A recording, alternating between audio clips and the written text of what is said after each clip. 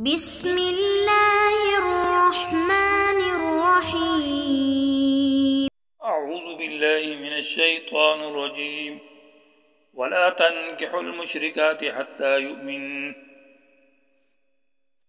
ولأمة مؤمنة خير من مشركة ولو أعجبتكم ولا تنكحوا المشركين حتى يؤمنوا. عزیز طلبہ کرام، سبق نمبر 197 آیت نمبر 221 آیت کریمہ کا ترجمہ: اور مت نکاح کرو مشرک عورتوں سے یہاں تک کہ وہ ایمان لے آئیں، البتہ باندی جو مومن ہے بہتر ہے مشرکہ سے، اگرچہ وہ مشرک عورت تمہیں پسند لگے، اور نہ نکاح کرو مشرک مردوں سے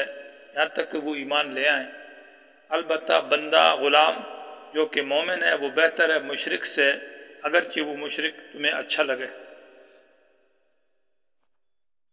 یہ مشرک لوگ بلاتے ہیں آگ کے اسباب کی طرف جو کہ شرک اور کفر ہے،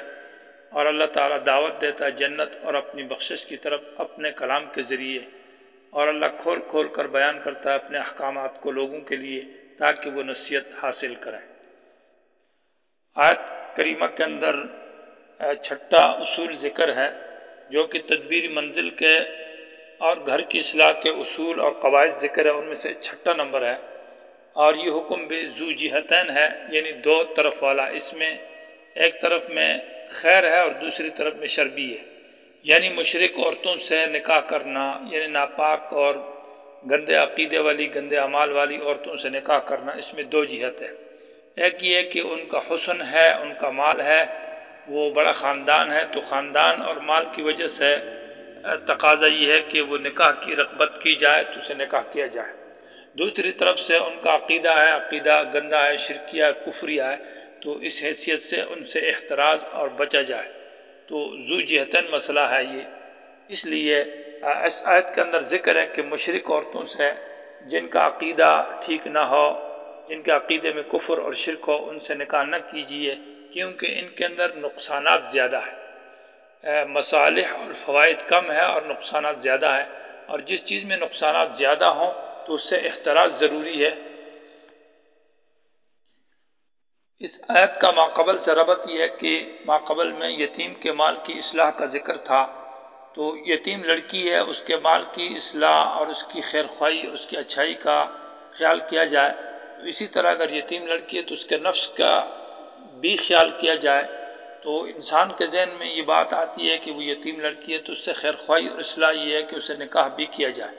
تو اس آیت میں ذکر ہے کہ اگر وہ یتیم لڑکی ہے اور وہ مشرکہ ہے تو اسے نکاح نہ کیا جائے اس کے ساتھ۔ ہاں اگر مومن ہے اور اچھی ہے تو پھر اس کے ساتھ نکاح کیا جائے۔ اسی طرح ماقبل میں ذکر تھا شراب اور سٹے کے بارے میں جو جوا ہے، کہ کھانے پینے کی چیزوں میں ان کا ذکر تھا، پھر اس طرح اموال کا ذکر تھا یتیم کے، تو کھانا پینا اور اموال کے بعد جو تیسری بات ہے وہ نکاح ہے، اس لیے مسئلہ نکاح کو ذکر کیا۔ تو ولا تنکحوا المشرکات مانا مشرک عورتوں سے نکاح نہ کرو۔ لفظ نکاح کا لغوی معنی ضم مل جانا، لیکن عرف کے اندر نکاح دو معنوں میں استعمال ہے۔ عقد کے معنی میں عقد شرعی جو کہ میاں بیوی کا آپس میں عقد کیا جاتا ہے، اور دوسرا وطی کے معنی میں۔ مفردات القرآن امام راغب اصفہانی نے یہ معنی ذکر کیا کہ عقد میں یہ حقیقت ہے اور نکاح یعنی جماع کے اندر یہ مجاز ہے۔ دوسرا قول اس کے برعکس ہے کہ جماع کے اندر حقیقت ہے اور عقد میں مجاز ہے، لیکن پہلا قول جو ہے وہ راجح ہے اور وہ اولا اور بہتر ہے۔ تو ولا تنکحوا المشرکات کا معنی ہے کہ مت نکاح کرو مشرک عورتوں سے۔ مشرکات جمع مشرک کی، اور شرک کہتا ہے حصہ داری کو، اور یہ ہے کہ اللہ تعالیٰ کی صفات خاصہ میں کسی مخلوق کو حصہ دینا، یعنی اللہ تعالیٰ کی ربوبیت میں، الوہیت میں اور حاکمیت میں۔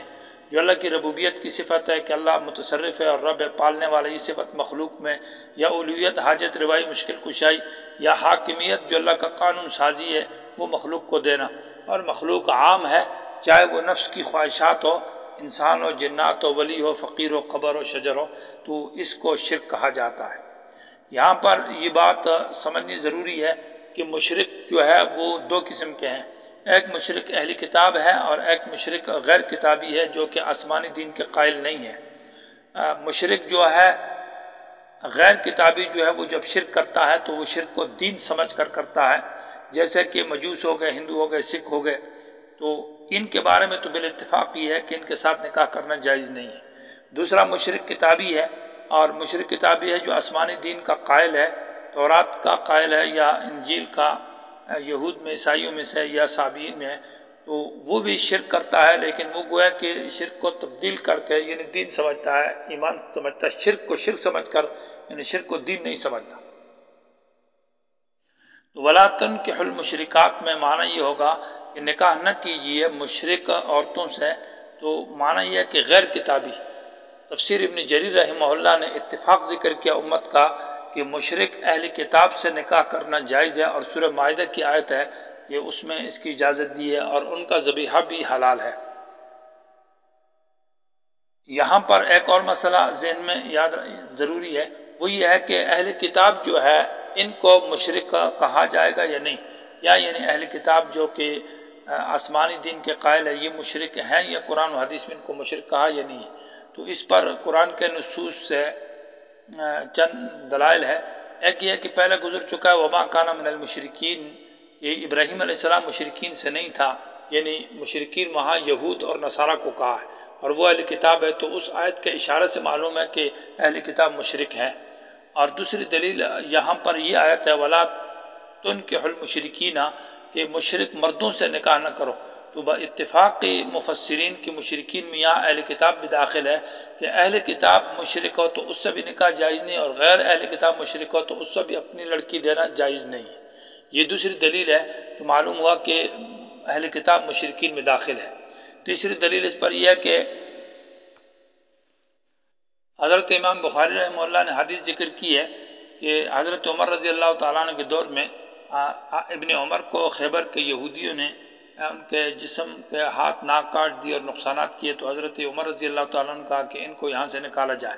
تو خیبر کے یہودیوں کا ایک عالم آیا اور حضرت عمر سے مناظرہ کرا کہ ہم کو نبی علیہ السلام نے یہاں خیبر میں ٹھہرایا ہے اور ہم سے جزیہ لیا ہے، تو آپ ہمیں کیسے نکالتے ہیں؟ تو مناظرے کے حضرت عمر رضی اللہ تعالیٰ نے کہا کہ میں آپ سے نبی علیہ السلام کو زیادہ جانتا ہوں، ان کے حدیث کو بھی اور باتوں کو بھی، اور آپ صلی اللہ علیہ وسلم نے ہمیں وصیت کیا کہ اخرج المشرکین من جزیرۃ العرب، کہ مشرکوں کو جزیرہ عرب سے نکال دیجیے، یعنی حضرت عمر رضی اللہ تعالیٰ عنہ نے ان کو مشرکین کہا ہے۔ اس طرح مشکات شریف کی حدیث ہے، اور اس حدیث کے اندر یہ ذکر ہے کہ ہفتہ اور خالی کے دن جو ہے وہ روزہ نہ رکھیجیے، بلکہ خالف المشرکین، مشرکین کا خلاف کیجیے، اور مشرکین سے خلاف یہ ہے کہ انہیں یہود اور نصارہ جو ہے ان کو مشرکین کہا اس حدیث میں۔ تو یہ دلائل ہے کہ اہل کتاب جو ہے وہ مشرک ہیں۔ تو جب اہل کتاب مشرک ہیں تو وَلَا تُنْكِحُوا الْمُشْرِكَاتِ کا آیت کا معنی یہ کہ مشرک عورتوں سے نکاح نہ کیجیے، تو اہل کتاب بھی مشرک ہو گئے، اور غیر جو اہل کتاب ہے وہ بھی مشرک ہے، تو دونوں سے نکاح نہیں، اس آیت سے منع ہو رہا ہے۔ جبکہ سورہ مائدہ کی جو آیت ہے اس میں اجازت ہے اہل کتاب سے نکاح، تو گویا کہ وہ آیت تقیید اور تخصیص ہو جائے گی اس آیت کے لیے۔ متقدمین کے مسلک میں یہ نسخ ہے، اور متاخرین کے مسلک میں یہ تقیید ہے۔ گویا کہ آیت کا معنی ہوگا وَلَا تُنْكِحُوا الْمُشْرِكَاتِ غَيْرَ أَهْلِ الْكِتَابِ، کہ مشرک عورتوں سے نکاح نہ کرو جو غیر اہل کتاب ہو، مانا اہل کتاب سے نکاح کی اجازت ہے، لیکن اہل کتاب جو مشرک عورتیں ہیں ان سے نکاح کی اجازت بھی دو شرطوں کے اوپر ہے۔ ایک شرط یہ ہے کہ وہ اہل حرب میں سے نہ ہو، دارالحرب کے اندر، یعنی دارالاسلام میں رہتے ہوں، تو ان سے نکاح کی اجازت ہے۔ دوسری شرط یہ ہے کہ وہ اپنے مذہب کے اوپر قائم ہو، مانا یہ کہ حضرت موسیٰ علیہ السلام کو مانے اور تورات کو اپنی کتاب مانے اور آسمانی دین کے قائل ہو، اس طرح حضرت عیسیٰ علیہ السلام اور انجیل کو مانے، اور ساتھ ساتھ یہ ہے کہ ان قیامت کو بھی مانتے ہیں، باس بادل موت کو بھی مانے، یعنی انکار قیامت کا نہ کرے، اللہ کے وجود کا انکار نہ کرے۔ ہاں اگرچہ ان کے اندر کچھ شرک آ جائے اور وہ شرک کو بدلتے ہیں تو ان سے اجازت ہے۔ یہ جو اہل کتاب مشرکوں سے نکاح کی اجازت ہے،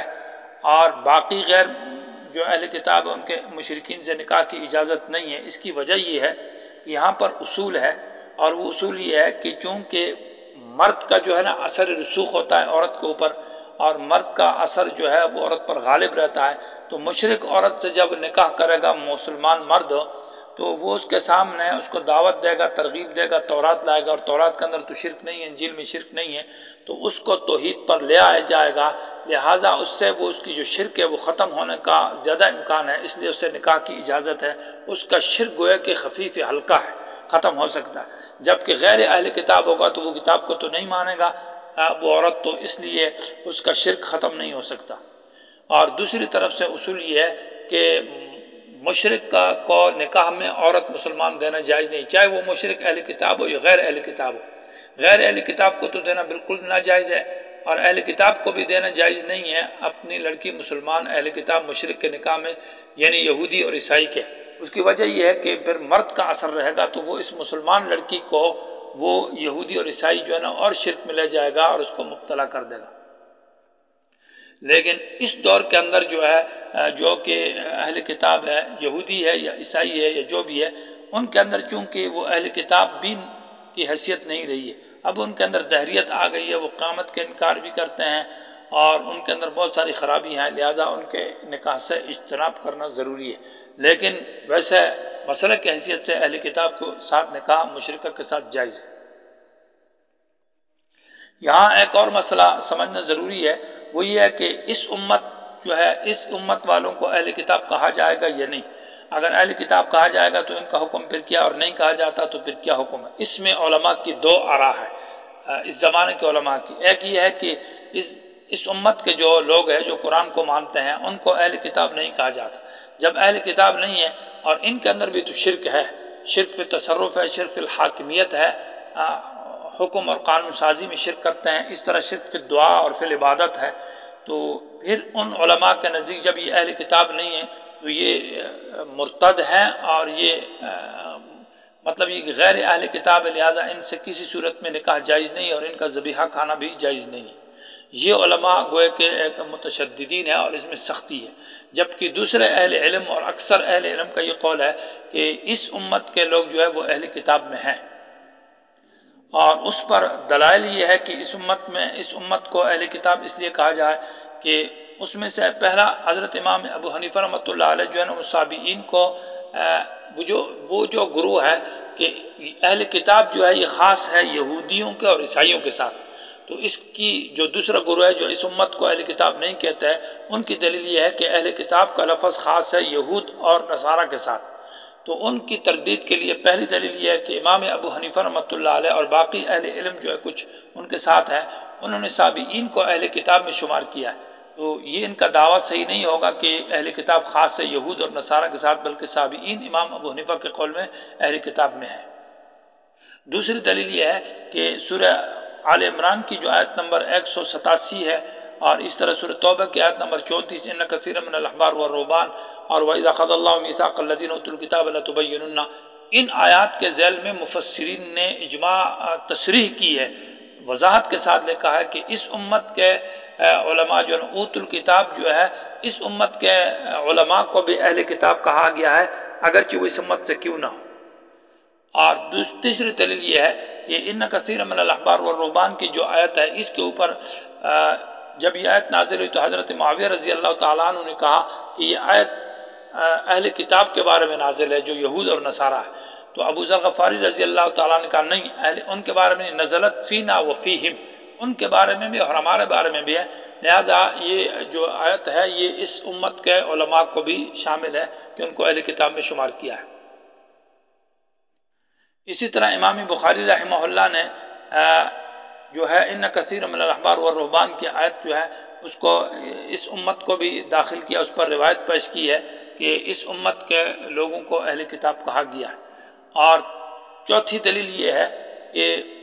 اہل کتاب کا لفظ کے بار جو معنی ہے کہ اہل کتاب، چونکہ قرآن کتاب ہے اور کتاب کامل ہے، تورات کتاب ہے، آسمانی کتاب ہے، انجیل ہے، زبور ہے، تو قرآن تو کتاب ہے، اور اس کتاب اہل کتاب معنی کتاب والے، تو لغت کے اعتبار سے اہل کتاب اس امت کو بھی کہا جاتا ہے، لہٰذا اس کا حکم بھی وہی ہوگا جو کہ اہل کتاب باقیوں کا یہود و نصارہ کے ساتھ، کہ ان کے اندر اگر یہ اپنی کتاب کے اوپر قائم ہے اور قیامت کا انکار نہیں ہے، اور ان کے اندر مثلا یہ ہے کہ ان کے ساتھ نکاح جائز ہوگا اگر اس کے اندر شرک پیدا ہو جائے، اس امت کے جو لوگ شرک کرتے ہیں ان کے ساتھ نکاح جائز ہوگا، اور ان کا ذبیحہ بھی حلال ہے بشرط کہ اس میں غیر اللہ کے نام پر نظر و نیاز نہ ہو، تو معنی یہ ہوگا وَلَا تُنْكِحُوا الْمُشْرِكَاتِ غیر اہل کتاب سے نکاح جائز نہیں، اہل کتاب عورتوں سے نکاح جائز، حتیٰ یؤمنن، یہاں تک کہ وہ ایمان لے آئیں، یعنی وہ توحید پر